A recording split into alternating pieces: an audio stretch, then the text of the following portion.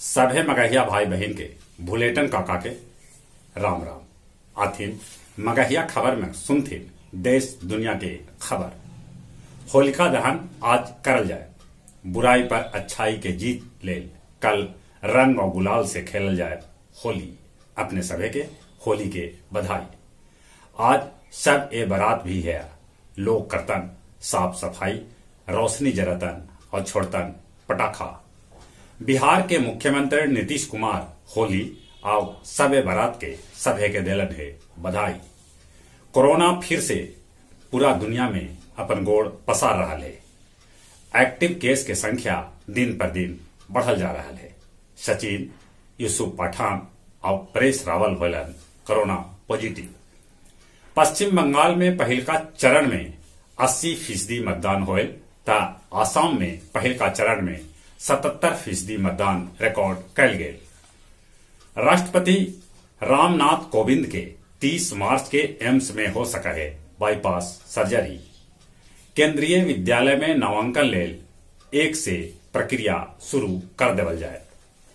पंजाब के अबोहर के भाजपा विधायक अरुण नारंग के साथे किसान सभे कैलन मारपीट, उनका कपड़ा फाड़ दिलन।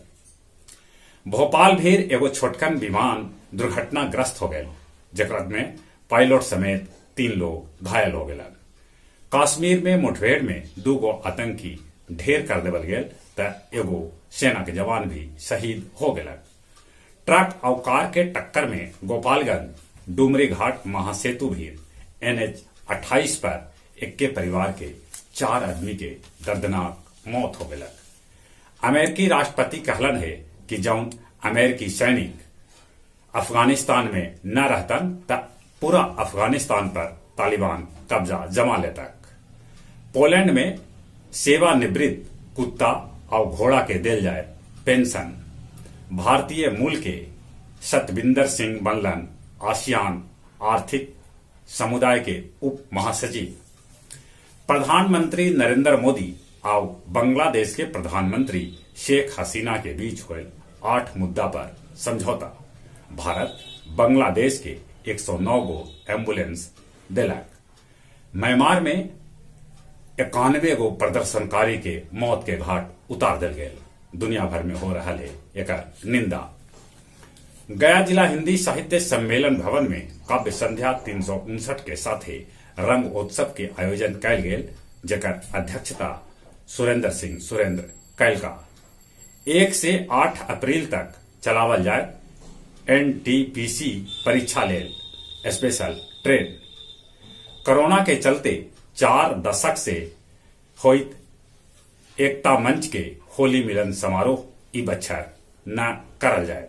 ई होली मिलन समारोह गया चौक पर हो बहाल, जकरा में हिंदू मुस्लिम प्रशासन के आदमी सभे लोग भाग ले रहा है। अब कुछ खेल के समाचार। भारत और इंग्लैंड के बीच तीसरा निर्णायक वनडे मैच आज। अंतर्राष्ट्रीय निशानेबाजी में 13 स्वर्ण 8 रजत 6 कांस्य जीत के भारत शीर्ष पर रहा।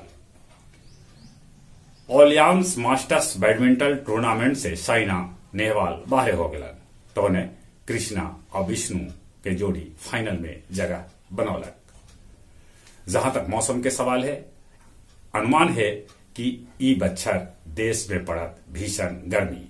अमेरिका स्थित ओक रिज नेशनल लेबोरेटरी कैलक है ई दावा। अभी मौसम में बदलाव हो रहा है। बाकी कोरोना से बचे लेल मुंह और नाक पर मास्क लगाते, सोशल डिस्टेंसिंग के पालन करते, बाहर से घरे अला पर नीमन से हाथ साबुन से धोते। चले एक बार फिर से अपने सभी के भुलेटन काका के राम राम।